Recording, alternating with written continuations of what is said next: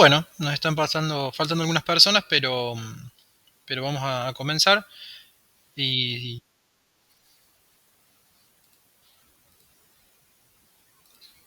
ahora sí, les decía que están faltando algunas personas, pero vamos a dar comienzo y a medida que se van incorporando, vamos, los vamos sumando.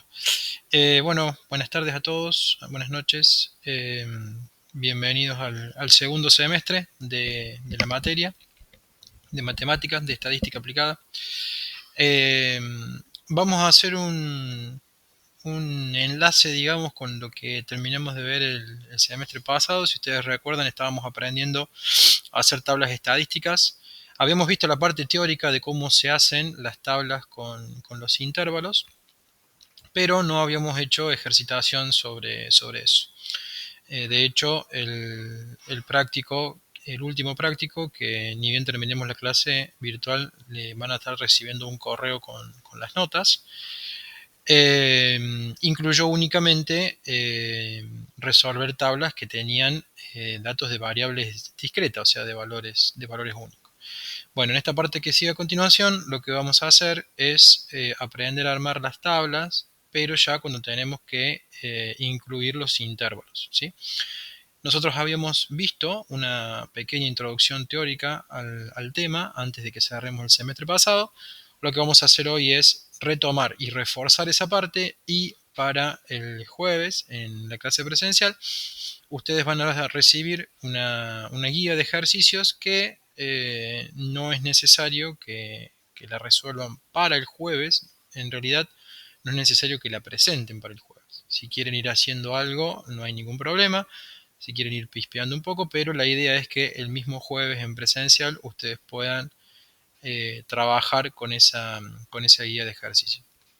Básicamente acá lo más complejo, si se quiere, para llamarlo de alguna forma, es armar el intervalo, ¿sí? La parte después de resolver la tabla es, hola Laureano, buenas noches. La parte de resolver la tabla es exactamente igual que lo que veníamos haciendo hasta acá, ¿sí? El resto es, digamos, lo complejo, lo distinto que tiene con respecto a las tablas que veníamos haciendo es el armado de los intervalos, es llegar a conseguir el intervalo en cuestión, ¿sí? Eh, ¿Alguna duda, alguna pregunta que quieran hacerme antes de arrancar? ¿Algo que quieran saber?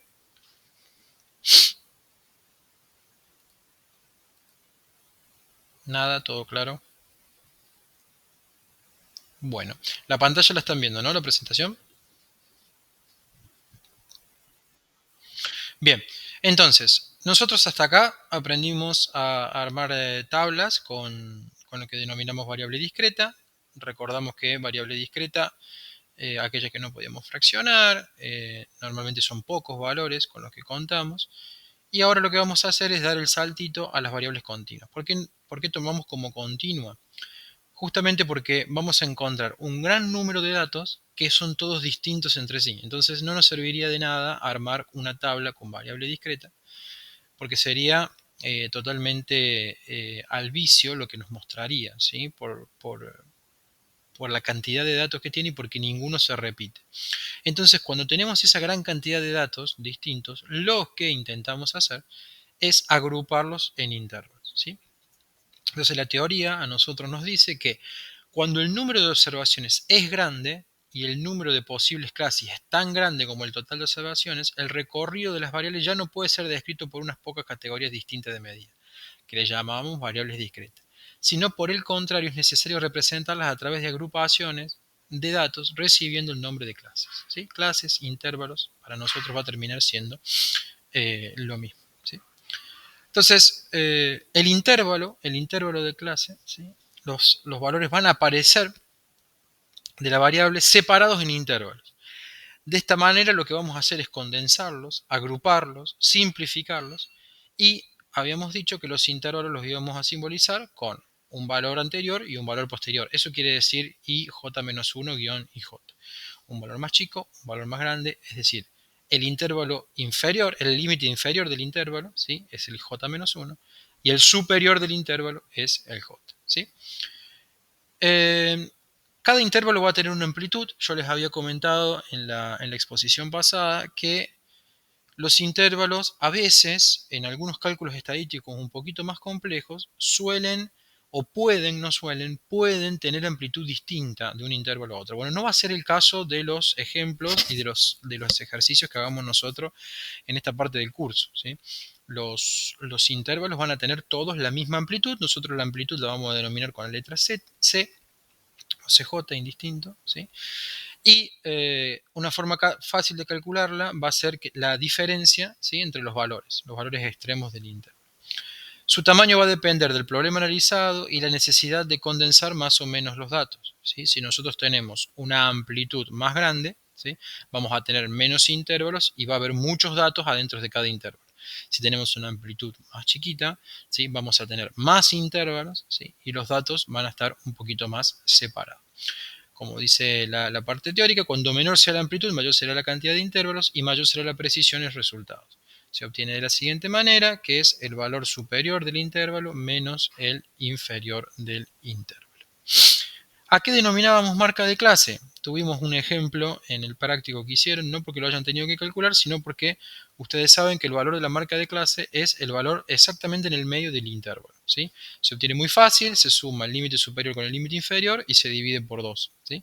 Si el intervalo va de 1 a 5, sumo 1 más 5 es 6, dividido 2, 3. La marca de clase va a ser 3. ¿Para qué sirve esto? Bueno, esto es como si nosotros trabajásemos con una variable discreta. Nos va a servir para representar el intervalo.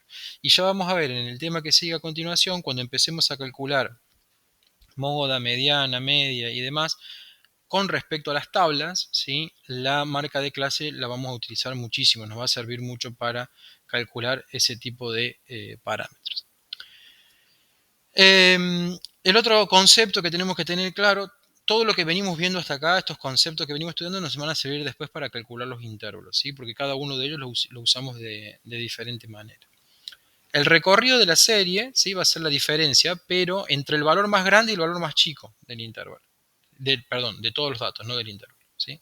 Acá no es del intervalo, sino de todos los datos que nosotros tenemos.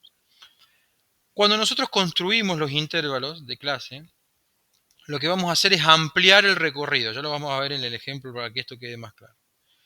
¿Para qué? Para evitar que tanto el límite más chico como el límite más grande, límite inferior y límite superior, ¿sí?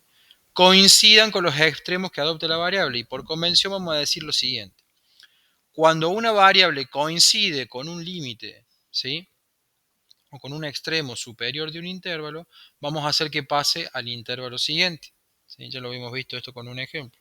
Salvo que nos haya quedado el último intervalo. Ahí sí o sí lo tenemos que incluir en ese intervalo. Entonces, si nosotros tenemos intervalos que el primero va de 1 a 5 y el segundo va de 5 a 9, el valor 5, si se nos presenta en el conjunto de datos, va a ir en el intervalo de 5 a 9. ¿Sí? Bien. ¿Cómo definimos el número de intervalo? Bueno, hay una convención, ¿sí? Que normalmente, y esto no quiere decir que tenga que ser sí o sí así, pero un buen número cuando tenemos amplitud fija, como bien aclara ahí la parte teórica, es que ese número vaya entre 5 y 12. ¿Sí? Entre 5 y 12 la cantidad de intervalos que vamos a poner. ¿Se pueden poner 13? Sí. ¿Se pueden poner 4? Sí. 3, muy raro. Muy raro. ¿Sí? 4, sí, es un valor, te diría que lo mínimo. 5 ya se empieza a ser aceptable y de ahí hasta 12. 12 es un valor grande, habría que analizarlo, ¿sí? Habría que ver cuántos datos tenemos y demás. Como decíamos, el número de intervalos se establece arbitrariamente. La amplitud de cada uno quedará determinada por el siguiente cociente. La amplitud va a ser el recorrido dividido el número de intervalos, o sea, el límite superior menos el inferior del conjunto de datos, ¿sí? Límite superior menos el inferior, dividido m minúscula, habíamos dicho o habíamos definido a el número de intervalos. A ver, muchas veces el ejercicio nos va a decir cuántos intervalos quiere y muchas veces la cantidad de intervalos lo vamos a poner nosotros, ¿sí? Eso va a ser indistinto. Cuando nosotros obtenemos un resultado de amplitud con un número decimal, habíamos dicho que aplicábamos el el intervalo hasta la cifra entera más cercana, ¿sí? Esa cantidad, es decir, si a nosotros esa amplitud nos da 5,2, lo pasamos a 6, si nos da 5,8 lo pasamos a 6, si nos da 5,1 lo pasamos a 6. No es el redondeo común que conocemos en matemática, ¿sí? Sino que es un redondeo particular de esta parte de la estadística, ¿sí? Esto quiere decir que cualquier número que tenga la parte entera a continuación con una parte decimal, automáticamente la amplitud va al entero siguiente, ¿sí? No importa qué valor tenga esa parte decimal. Ahí es cuando aparece el concepto del recorrido primo, recorrido ampliado, recorrido modificado, se simboliza con una R y el apóstrofe arriba, ¿sí? Y esa diferencia que vamos a tener entre el recorrido original y este recorrido nuevo, porque ampliamos, porque hicimos más grande la amplitud, eso lo vamos a tener que repartir en partes iguales, ¿sí? No cuando digo en partes iguales, quiere decir que de alguna forma lo tengo que repartir. Es decir, si por ejemplo lo que tengo que repartir es 3, ¿sí? Le puedo restar 1 al valor más chico y le puedo sumar 2 al valor más grande, ¿sí? Eso es recontra válido. Lo que no puedo hacer es al revés. ¿Por qué? Porque si al valor más chico le sumo, ¿sí? Estoy dejando afuera datos. Y si al valor más grande le resto, estoy dejando datos. Siempre tengo que hacerlo más grande, ¿sí? A los intervalos para poder armar el ejercicio. Entonces, nosotros habíamos visto un ejemplo muy claro de poquitos datos, si bien 20 datos no son, eh, muchas veces no son necesarios hacer intervalo, en este caso lo justifica. ¿Por qué? Porque si ustedes se fijan, no sabemos de qué se tratan esos datos que están en pantalla, pero son todos datos distintos. Entonces, si yo armase una tabla común, ¿sí? ¿Qué es lo que me pasaría? Y que tendría todos los datos en la primera columna y en la segunda en la frecuencia, ¿se acuerdan? Cuando yo buscaba la frecuencia absoluta, que era el valor de n minúscula, lo que va a pasar es que me va a dar dos casos 1, cuando mucho me va a dar 2 en alguno, pero no más que eso, ¿sí? Entonces eso a mí la tabla no me representa nada. Por eso, a pesar de que son poquitos datos, 20, son pocos datos para armar una tabla con intervalos, la hago de esa forma, ¿sí? Entonces, a ver si nos acordamos un poquito y me van ayudando. Dice m igual a 5. ¿Qué era m? ¿Se acuerdan? ¿Quién me lo contesta? ¿Qué era m, chicos? No empezamos a ver la moda todavía. ¿Qué era m? Lo vimos una, dos o tres filminas atrás. Número de intervalos, ¿sí? Se lo está diciendo acá. Necesita 5 intervalos, m igual a 5, ¿sí? L es igual a 94, ¿qué era? Límite superior, ¿de qué? De todo este conjunto de datos, o sea, el valor más alto, 94, ¿sí? Límite inferior, ¿sí? 47, ¿sí? ¿Dónde está? Acá está. El número más chico de todos estos que tenemos acá es el 47. R, ¿qué era? R común. ¿Qué era R?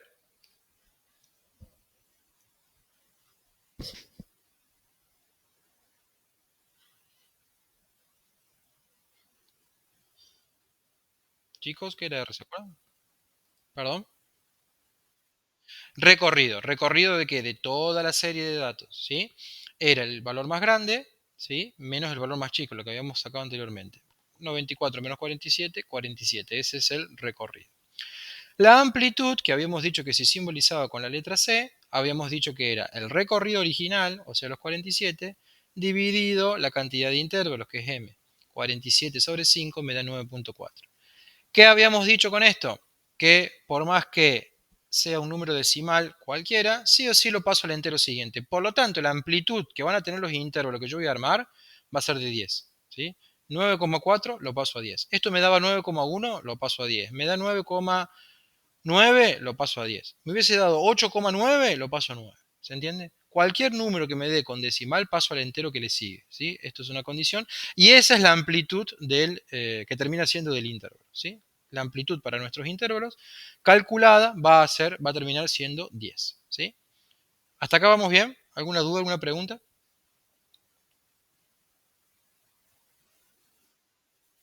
Entonces, esa nueva amplitud, que es 10, nos va a generar un recorrido nuevo. Ese recorrido nuevo, ¿cómo va a estar calculado? Por la amplitud nueva, que es 10, multiplicada por 5. ¿Qué es 5? La cantidad de intervalos que teníamos. Entonces el recorrido nuevo que tenemos ahora es de 50. ¿Qué pasa? Hay un 50 que es el recorrido nuevo y hay un 47 que es el original, ¿sí? Esta diferencia de 3, tengo que hacer algo yo con esto. ¿Qué es lo que hago? Al límite, y esto es arbitrario, cómo lo repartí, ¿sí? Pero fíjense el caso. Al límite superior, que es 94, le sumo 1 y me queda como límite superior de los datos en 95. Esto no es que hay un dato más que es 95, no, para nada. Es simplemente para armar los intervalos. ¿Por qué le agrego? Justamente porque para que entre el 94, al 94 le tengo que sumar 1. O mínimamente no hacerle nada, ¿sí? Si quiero que entre. ¿Está claro? Entonces, yo podría haber dicho, acá le sumo 0 o no le sumo nada y acá le resto 3. Sí, también. Hubiese repartido esto correctamente.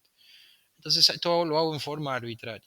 Y al límite inferior, siempre tengo que restarle o no tocarlo, ¿sí? El 47 le resto 2, me queda en 45. ¿Sí? ¿Y por qué hago esto? Bueno, justamente porque para que entre el 47, si yo le hubiese sumado cualquier número al 47, no me hubiese entrado este 47. ¿Sí? Entonces, segundo que estaba admitiendo Guillermo, ahora sí. ¿Para qué me sirven todos estos datos? Bueno, si yo digo que el límite inferior, ¿sí?, es 45 y el límite superior es 95 de los intervalos que yo armé, estos 20 datos no se modifican, empiezo a armar la tabla. ¿Y cómo armo la tabla? Muy sencillo. Arranco en el 45, que es el límite inferior que yo determiné, y le agrego la amplitud que yo calculé. ¿Cuál amplitud? La que yo puse ya con el entero, que es 10. Entonces el primer intervalo me va a generar 45 a 55. A partir de ese primer intervalo que yo definí, empiezo a armar los otros. ¿Cómo los armo? Bueno, muy fácil. Este límite superior coincide con este inferior y le voy agregando la amplitud que definí. Recuerden que dijimos que la amplitud era constante para todos. 55 a 65, 65 a 75, 75 a 85. Y fíjense que, o casualidad, en realidad no es casualidad, nosotros armamos para que quede así, el último intervalo, 85 a 95. Entonces yo analizo esto. Perdón, ¿me querían decir algo? Ah, disculpen. Entonces yo cuando analizo esto digo, ¿tengo los 5 intervalos? Sí, tengo los 5 intervalos. ¿Tienen amplitud 10? Sí, tienen amplitud 10. El valor más chico es 45 y el valor más grande es 95. Exacto. ¿Me entran todos los datos? A ver, el valor más chico que tengo es 47. Sí, entra acá. El valor más grande que tengo es 94. Sí, entra acá. Perfecto. Entonces ahora armo la tabla. Antes de pasar al armado de la tabla, que es rápidamente comentarles lo que ya veníamos haciendo, ¿hay alguna duda, alguna pregunta con este armado del intervalo? ¿Alguna cosa que se les ocurra?